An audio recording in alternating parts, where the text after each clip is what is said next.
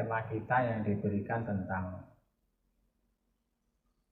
kita ini semua di dunia ini sementara saja. Ya. Sementara saja kita pasti berpulang. Kita pasti mati. Nah, kayaknya kok kontradiktif ya, anak muda malah diajak bicara tentang mati. Ya, jadi kayaknya kok kurang nyambung ya. Ya sebenarnya bukan kurang nyambung, justru tepat ya. Tepatnya itu karena hanya orang-orang yang berani mati, yang mereka itu berani hidup. Ya, orang yang berani mati, berani menanggung resiko, dia yang berani hidup. Dan mereka lah yang akan menang. Kalau yang lembek-lembek begitu, nggak ada prestasinya. Ya, nggak ada prestasinya, nggak ada perubahan yang bisa dilakukan. Oleh karena itu kita lihat para sahabat Rasulullah SAW yang mulia, ya, mereka orang-orang yang tadinya tidak dianggap sama sekali oleh peradaban besar seperti Romawi dan Persia, tapi justru bisa menghancurkan dua peradaban besar. Kenapa? Kuncinya mereka itu berani mati, tidak takut mati. Sementara orang-orang Romawi, orang-orang Persia takut mati. Makanya terkenal kalau pasukan Islam itu mereka tidak takut mati, malah ke medan perang itu mencari mati. Bagaimana kita bisa menghadapi orang tak takut mati? Mesti kalah kalau orang yang dia takut mati menghadapi orang yang berani mati itu pasti kalah. Dari fakta saja, ya realitas saja, kalau orang-orang yang berani mati itu tentu dia akan mengeluarkan segenap kemampuan. Ya, segenap kemampuan, segenap kecerdasan, segenap tenaga, karena dia yakin bahwa itulah kesempatan yang Allah berikan kepadanya. Ya, jadi jangan sampai kita keliru. Mengingat mati itu berarti loyo, ya. Loyo, terus tidak bergerak, tidak berprestasi. Sudah nunggu mati saja, bukan begitu. Tetapi manusia yang berani mati itu seperti para sahabat Nabi Muhammad SAW, misalnya kayak Usama bin Zaid radhiyallahu anhu. Ya, pemuda umur 17-18 tahun sudah ditunjuk jadi panglima perang. Dalam perang besar lagi ya, perang Yarmuk itu. Yang dipimpin senior-senior. Ada Umar, ada Abu Bakar Siddiq radhiyallahu anhu. Rasulullah mengangkat beliau sebagai panglima perang. Ini manusia berani mati 18 tahun sudah bisa jadi panglima perang. Nah sekarang kira-kira umur 18 tahun ngapain ya? Ya asik main game. Ya main game online. Terus kalau habis pakai data atau wifi-nya diputus karena belum dibayar, nanti ngamuk-ngamuk. Ya ngamuk-ngamuk bapaknya, ngamuk-ngamuk mamanya. Nah itu orang takut mati nggak ada prestasi. Ya, nggak ada prestasi, menyanyiakan hidup, menyanyiakan waktu, menyanyiakan tenaga, tidak bersegera. Ya, nah oleh karena itu kita contoh tadi, 18 tahun sudah bisa menjadi panglima perang. Pemuda lain yang setelah generasi sahabat, tabi'in, Imam Syafi'i rahimahullah ta'ala sudah menjadi mufti umur 17 tahun. Ya sekarang kita usia segitu kira-kira bisa apa? Ya. Nah, oleh karena itu mengingat mati itu tidak hanya untuk orang yang sudah tua. Malah kalau sudah tua baru mengingat mati itu telat. Karena berarti settingan hidupnya itu salah dari awal. Tua baru mau diperbaiki, ya syukur sih masih alhamdulillah ya. Sudah tua nggak ingat mati lagi ya, bikin masalah terus ya. Ya. Kerjaannya bikin proyek-proyek, bikin susah rakyat aja. Nah itu orang-orang tidak ingat mati. Makin tua makin rusak. Makin tua makin rusak. Rusak bukan rusak dia sendiri, tapi merusak. Merusak manusia lain, merusak masyarakat. Nah ini yang harus kita hindari. Ya jadi penting sekali, kenapa? Karena kita hidup di dunia itu sementara. Jadi sejak masih muda ini kita setting, kita atur hidup kita, tujuannya harus benar. Ya tujuannya itu hidup itu memang untuk mati. Nanti setelah mati untuk hidup lagi. Hidup yang sebenar-benarnya. Kalau di dunia ini, ya di dunia ini memang manusia itu sering lalai, bahkan tidak jarang ada acara kematian, bikin tahlilan, bikin ceramah, malah tertawa-tertawa. Seringkali begitu saya lihat, bahkan saya pernah juga lihat video itu ustadz terkenal itu ngisi acara kematian, ketawa terus dari awal sampai akhir. Nah ini gimana ceritanya ini? Ya, jadi itu menunjukkan apa? Menunjukkan hati manusia itu semakin keras. Jadi diingatkan mati pun tidak berguna. Nah, ini luar biasa ya, luar biasa betapa kerasnya itu hati kita itu. Ini menggali kubur orang, tetangganya meninggal, masih tertawa-tawa juga, bercanda-bercanda. Ya, sudah jenazahnya sudah di pinggir kubur, dimasukin, masih bercanda juga. Masih selfie-selfie di situ. Ya, ini kacau sekali ini manusia ini ya. Nah, jadi sahabat semuanya rahmati Allah SWT. Inilah kita pentingnya mengingat mati usia muda. Jadi kita setting hidup kita. Tujuan hidup kita itu untuk cari ridha Allah SWT. Terus apa harus kita lakukan? Yang harus kita lakukan itu memperbaiki diri. Ya, memperbaiki diri. Memperbaiki diri itu bagaimana? Memperbaiki diri itu membentuk akidah yang benar. Ya. Kemudian dengan akidah itu kita bentuk akliyah dan nafsiyah kita. Akidah kita harus benar, harus bersih. La ilaha illallah Muhammadur Rasulullah. Ya. Ta'nila ma'buda illallah. Tidak ada yang kita sembah kecuali Allah. Nah, dengan cara mengikuti sunnah Rasulullah Muhammad SAW. Nah, dengan begitu kita sudah punya fondasi yang benar. Fondasi yang benar itu penting untuk kita membentuk tadi akliyah, pola pikir yang benar. Pola pikir yang benar itu pola pikir yang hanya dibentuk dengan akidah Islam. Standar benar salahnya itu akidah kita. Ukuran benar salahnya itu adalah akidah kita. Misalnya kalau sekarang ada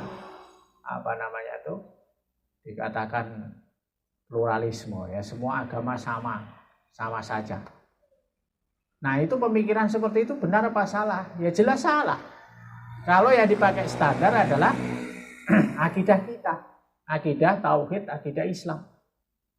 Karena dalam Islam itu inna dina indallahil Islam. Sesungguhnya agama di sisi Allah itu hanya Islam. Wa may yabtaghi ghairal islami dina falyuqbala minhu wa huwa fil akhirati minal khasirin. Maka siapa yang mencari agama selain Islam, maka sekali-kali Allah tidak akan menerima agama itu daripadanya, dan di akhirat dia termasuk orang yang merugi. Itu jelas sekali. Terus bagaimana kalau ada orang-orang Islam, bahkan tokoh Islam mengatakan semua agama sama saja? Ya dia yang salah, bukan Al-Quran yang salah. Ya kalau agama itu sama saja, ngapain juga Nabi repot-repot diturunkan? Ngapain juga Nabi repot-repot berjuang 23 tahun penuh dengan air mata dan darah? Kalau memang sama aja. Iya kan? Jadi kalau misalnya semua yang di hidangan di atas meja itu sama aja, ngapain juga ditambah yang ini, ditambah yang itu? Nasi semua. Ya, ngapain juga tambah yang baru? Tambah lagi satu ember lagi, tambah lagi. Nasi semua, ngapain juga? Ya. Jadi akidah itu ada beda-beda. Agama satu dengan yang lain itu akidahnya beda. Syariatnya beda-beda. Kok bisa dikatakan sama itu bagaimana? Nah, ini pemikiran yang rusak. Ya, pemikiran yang rusak. Nah, kita ini kalau punya pola pikir yang benar, ya ini berdasarkan akidah la ilaha illallah Muhammadur Rasulullah, maka insya Allah kita bisa menilai setiap persoalan itu benar atau salah berdasarkan Islam. Nah, supaya kita memiliki pola pikir yang benar dan handal untuk bisa menilai setiap persoalan, maka kita harus ngaji. Kalau nggak ngaji nggak mungkin. Orang yang nggak ngaji itu nggak paham. Kalau nggak paham, yang namanya nggak paham mau diapakan? Orang yang nggak ngaji itu makin tua, makin takut mati. Makin tua, makin serakah. Makin tua, makin cinta dunia. Makanya kita tidak jarang kita dapati orang makin tua makin berlagak. Makin tua makin susah diatur. Semaunya sendiri. Egoisnya luar biasa. Makin tua makin cinta dunia. Nah, itu kenapa? Nggak ngaji. Nggak paham. Akidah itu apa? Rukun iman itu apa? Rukun Islam itu apa? Syariat Islam itu apa? Nggak paham. Oleh karena itu satu-satunya cara supaya kita meningkat pola pikir kita, cara berpikir kita sesuai Islam, itu mesti ngaji. Kalau nggak ngaji nggak bisa. Ngaji pun itu ngaji yang serius. Tidak sekedar hadir tabligh akbar terus ketawa dari awal sampai akhir ya. Itu yang pegel perutnya, otaknya kosong. Ya, perutnya pegel, otaknya kosong. Nah, kalau begitu ya susah. Pemahaman itu harus meningkat. 1, 2, 3, 4, 5, begitu kan? Nah, kalau kita ngaji kan paham bahwa misalnya ada perkara-perkara yang disebut dengan hukum asal dengan dalil umum. Misalnya perintah bekerja.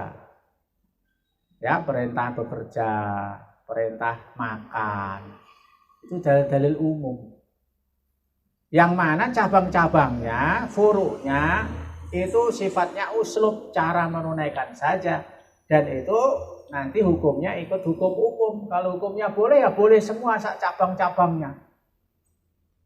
Justru kalau kita ingin mengeluarkan salah satu hukum cabangnya dari kebolehan menjadi tidak boleh, itu harus ada dalilnya. Dalil khusus. Ya, contoh dakwah kan, ngaji. Ya, ngaji dan dakwah. Itu dalilnya umum. Ud'u ila sabil rabbika bil hikmah wal mau'izatil hasanah wajadilhum billati hiya ahsan. Serulah ke jalan Tuhanmu dengan hikmah, dengan hujah, dengan dalil, ya, bukan dengan lemah lembut. Lemah lembut itu aspek lain. Ya, dakwah nggak boleh marah-marah dalam pengertian kalau menjelaskan. Tapi kalau ada orang maksiat ya boleh marah. Marah boleh tapi tidak boleh dolim. Beda toh. Ya, orang dolim itu nggak mesti marah. Dan orang marah belum tentu dolim. Jangan dicampur-campur. Ya, orang marah bisa jadi dalam rangka menjalankan kewajiban. Misalnya suami marah kepada istrinya ketika istrinya misalnya melanggar syariat. Nah itu harus marah memang, tapi marahnya tidak boleh dolim, istrinya ditampar, dipukuli, ya nggak boleh. Karena mukul istri itu ada aturannya. Ya, mukul istri itu ada aturannya. Tidak boleh memukul muka, wajah. Tidak boleh memukul yang menimbulkan bekas, artinya sakit, menyakiti, apalagi luka. Ya kalau sudah tidak suka sama istrinya, sudah tidak mungkin lagi bersatu, ya sudah cerai saja, jangan dipukuli. Ya ini ada laki-laki egois begitu, nyerain nggak mau, karena takut nanti kalau nikah lagi siapin uang naik lagi kan. Jadi istrinya dia sudah nggak suka, tetap aja dipertahankan, khawatir suruh bayar lagi. Ya. Tapi tidak diperlakukan baik, dipukuli segala macam. Anda boleh begitu. Itu dolim namanya. Ya, jadi harus dibedakan ya perbuatan dolim. Marah itu ada yang secara syar'i boleh, ya. Sementara dolim itu tetap tidak boleh. Mau marah mau tidak marah tetap tidak boleh dolim. Ngambil hak orang. Dia nggak marah, dia ngambil warisan jatah adiknya tanpa ridhonya. Nah dolim toh, nggak marah dia. Nah itu nggak boleh. Nah itu jadi ada hukum-hukumnya sifatnya umum, ada sifatnya furuknya, cabangnya. Nah itu tidak membutuhkan dalil lagi. Beda kalau hukum asalnya itu dalilnya hanya untuk hukum asal saja, misalnya aqimis sholah, tegakkan sholat. Nah dalilnya itu hanya untuk hukum asal, yaitu tegakkan sholat. Sementara bagaimana sholat itu butuh dalil sendiri-sendiri. Butuh dalil sendiri-sendiri. Ada tentang rakaatnya berapa, ada tentang gerakan sholat, bacaannya, ada syaratnya, ada rukunnya, ada seterusnya. Itu semuanya ada dalilnya masing-masing. Tetapi kalau untuk dakwah ngaji, kayak saya ngaji nih naik motor ini menyalahi syariat apa enggak? Ya enggak. Saya kan kalau ikut sunnah Nabi bagaimana? Saya jalan kaki saja. Ya silakan kalau mau. Ya, nggak dilarang. Ya, cuman nggak harus, gitu kan? Ya itu yang namanya uslub itu nggak harus ikut apa yang dilakukan di zaman Nabi karena fasilitasnya berbeda, ya kan? Kalau zaman Nabi naik haji ke Mekah naik onta, kita boleh nggak naik haji pakai onta? Ya boleh, silakan aja kalau mau. Dari sini kan, nggak tahu habis onta berapa ekor. Ya, silakan kalau mau. Ya, mungkin tak 10 tahun tak berapa baru sampai sana. Ya, wallahualam. Nah, tapi nggak harus gitu. Naik pesawat boleh, itu uslub namanya. Nah, oleh karena itu ini ngaji. Kalau nggak ngaji nggak paham. Nah, terus yang kedua. Ya, yang harus kita persiapkan apa untuk memperbaiki diri, yaitu membentuk perilaku atau nafsiyah yang baik. Yaitu bagaimana cara kita memenuhi seluruh kebutuhan-kebutuhan kita dalam rangka misalnya mencari makan, mencari ma'isyah, ya, dalam rangka memenuhi kebutuhan untuk menikah dan lain-lain, semuanya dilakukan sesuai dengan syariah. Nah supaya bisa gitu ya ngaji juga dan latihan, ya latihan terus melakukan ketaatan. Nah insya Allah nanti lama-lama makin baik perilakunya karena menjalankan perintah Allah dan menjauhi larangan Allah Subhanahu Wa Taala. Nah itulah yang harus kita segera lakukan. Mumpung masih muda, kalau sudah tua susah. Sudah tua itu repot ya. Tenaga sudah kurang, mata sudah buram, telinga sudah pekok, ya. Apa pekok itu? Ya tuli, ya. Apa kaki aja melangkah aja susah gitu. Terus baru mau, ya alhamdulillah sih ada kesadaran, tapi telat, ya. Nah sekarang masih muda, mata masih jelas, ya terang, telinga masih peka, ya kan? Tenaga masih kuat. Nah, ngaji itu enak. Duduk 2 jam juga nggak terasa. Coba kalau sudah kakek-kakek.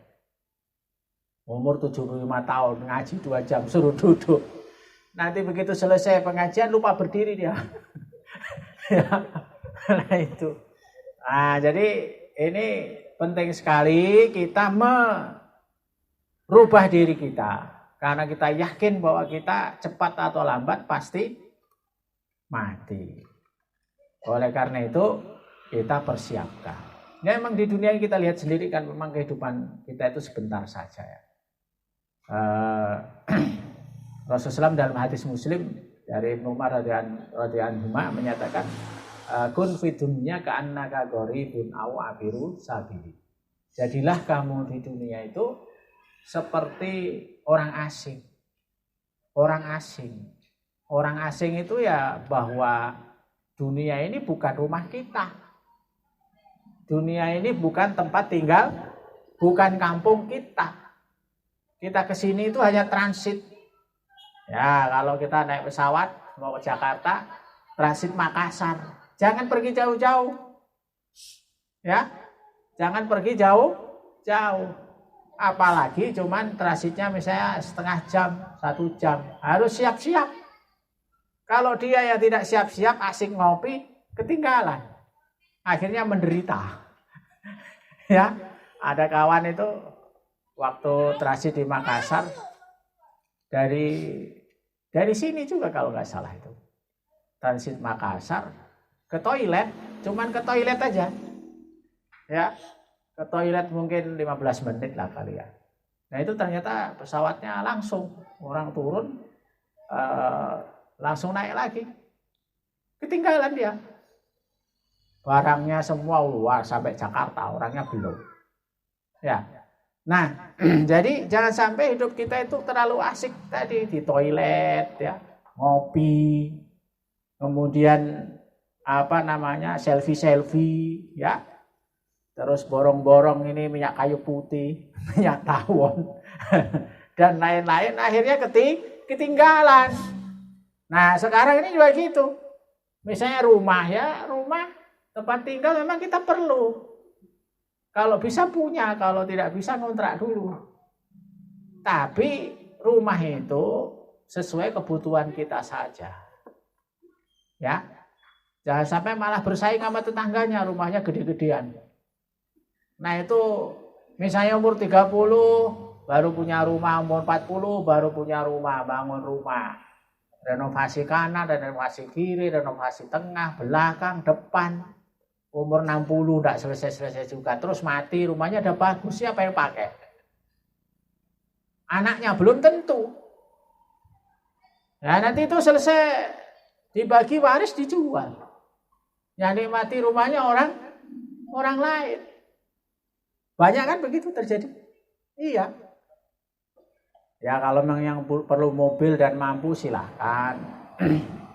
Tapi ya itu sebatas kebutuhan kita. Bukan untuk bersaing dengan siapapun. Kenapa?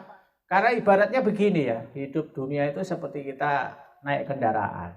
Kita yang nyopir, ada yang naik motor, ada yang naik mobil. Ya, masing-masing itu punya tujuan sendiri-sendiri.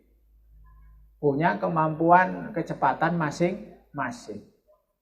Kalau memang kita itu misalnya dari sini nih, kita naik motor misalnya, kira-kira 1 kilo lagi nyampe, ngapain ngebut-ngebut? Saingan sama yang masih 50 kilo lagi. Itu kan namanya ngawur itu kan. Di sini kok dia mau balap saya, tidak boleh, saya harus ngebut. Padahal kita 1 kilo lagi nyampe. Sementara dia masih 50 kilo, masih sana, mendekati sana. Pak, Unaha sana misalnya kan. Ya biarin aja kalau dia mau ngebut, itu urusan dia. Yang penting tujuan saya sudah mau nyampe. Jalan kaki juga nyampe, motor diparkir sini, jalan nyampe 1 kilo kan. Ngapain juga ngebut. Nah ini manusia sekarang sering begitu. Ya, dia mau balapan sama orang pakai Mercy, padahal dia pakai sepeda ontel. Ya sampai gempor ya nggak akan bisa. Terus karena dia sepedanya dipaksa tadi itu, sepeda ontel akhirnya protol semua, copot. Terus menderita sendiri, terus nangis-nangis sendiri, mengeluh-mengeluh sendiri. Ya itu orang model begitu sekarang itu banyak. Ya, karena saingan dunia. Ya dunia terserah lah, wong orang masing-masing Allah kasih rezeki kok. Dia kaya ya biarin. Saya miskin ya nggak apa-apa. Ya kan? Toh kemuliaan itu bukan karena harta. Nah ini nggak panas-panasan. Ini kok bikin kafe. Oh, gede. Saya kok nggak punya gede ya bikin lah. Nggak jelas tujuannya untuk apa. Yang penting punya gede kan ngawur. Ngapain juga kita repot-repot. Susah-susah begitu. Yang nggak ada pahalanya. Makanya kalau pemuda yang berani mati itu hidupnya teratur dia insya Allah. Dia akan ngatur misalnya kuliah nih. Kuliah sudah semester 10. Nggak lulus-lulus. Nah itu kan orang nggak punya tujuan. Kalau memang dia itu orang pemuda yang berani mati itu dia akan mikir, saya ngapain waktu saya habis duduk di sini, saya tidak ingin lulus, saya keluar saja saya bekerja. Lapor sama mamanya, sama bapaknya. Mak, Pak, saya tidak mau lulus. Kenapa? Nggak bisa. Otak tidak mampu. Ya saya mau dipaksa. Kalau dulu kayak kuliah di Kendari zaman tahun 90 sekian itu otak tak mampu, transkrip bisa A semua. Kalau dulu. Ya, kalau sekarang nggak bisa. Ya kan? Kalau dulu transkrip asli C, transkrip abal-abal bisa A, bisa B, bisa A. Dulu waktu saya masih ngajar tahun berapa? Di 96 ya. Nah itu apa namanya bisa. Nah jadi jangan kita paksakan orang lain selulus kuliah saya kok enggak. Kalau motivasinya adalah untuk kebaikan oke. Tapi kalau sekedar bersaing sama orang ngapain? Ya kan? Mendingan saya keluar aja nggak usah kuliah. Terus saya kerja cari apa? Cari kegiatan untuk menghidupi diri sendiri, mengaji. Makanya biasanya kalau ada kawan-kawan yang mahasiswa itu nggak lulus-lulus saya panggil itu. Saya tanya, kamu masih mau lulus nggak? Masih Ustaz. Kalau masih urus, apa yang kurang? Jangan minta duit aja sama mamanya. Urusannya tidak selesai. Itu namanya ngawur itu, nggak tanggung jawab itu. Ya, kalau dia jawab, saya tidak mau lulus. Ya udah keluar, bilang sama mama sana nggak mau kuliah lagi. Supaya nggak dikirim uang lagi, suruh kerja. Kan jelas jadinya kan. Atau jomblo-jomblo ini yang katanya mau nikah. Ditanya mau nikah kapan? Masih 5 tahun. Ngapain dipikirin sekarang kalau 5 tahun? Gak usah dipikirin sekarang kalau 5 tahun. Sekarang ngaji kerja. Siapin diri kan begitu. Wah insya Allah 6 bulan lagi saya tajam. Nah itu baru dipikir. Serius ini caranya gimana? Udah ada calonnya belum? Tuh lapor. Belum ada calon 6 bulan lagi. Ya kan? Mama ada sakit-sakit. Katanya pengen punya cucu cepat. Ya, nah itu baru dibahas. Kalau 5 tahun lagi ngapain? Nah itu berarti kita itu nanti terjebak pada tulul amal, angan-angan kosong. Panjang angan-angan. Urusannya tidak realistik. Ya. Nah oleh karena itu penting sekali ini kita para pemuda tadi setting hidup kita arahkan kepada tujuan hidup yang sebenarnya yaitu ridha Allah Subhanahu wa ta'ala. Caranya gimana? Ngaji. Kalau nggak ngaji nggak bisa. Ngaji ini isi kepala harus dirubah. Ya, isi kepala dirubah, isi hati juga dirubah sesuai dengan Islam. Makanya Islam itu sejak zaman Nabi luar biasa. Bisa merubah orang-orang barbar macam Umar bin Khattab radhiyallahu anhu jadi tokoh hebat. Tokoh besar yang bisa merubah dunia. Ya. Nah, kita sekarang juga bisa. Jadi yang penting kita betul-betul ngaji, pahami Islam yang baik, yang benar, istiqomah ya. Berusaha berjamaah bersama komunitas orang-orang soleh. Nah, insya Allah nanti kita akan mendapatkan kebaikan. Jadi kita ngumpul-ngumpul bekal ya. Jadi jangan sampai kalau transit itu malah asik macam-macam main-main ya. Nah itu jadi saya kira itu ya hal-hal yang penting untuk kita perhatikan. Khususnya jangan sampai ada pikiran masih muda kok diajak mikir mati. Ya itu justru tadi ya, masih muda itu harus mikir mati supaya hidupnya jelas. Kalau sudah tua belum tentu bisa mikir lagi. Ya, sudah error. Jadi susah nanti. Saya kira begitu. Mohon maaf kalau ada yang kurang berkenan. Assalamualaikum warahmatullahi wabarakatuh.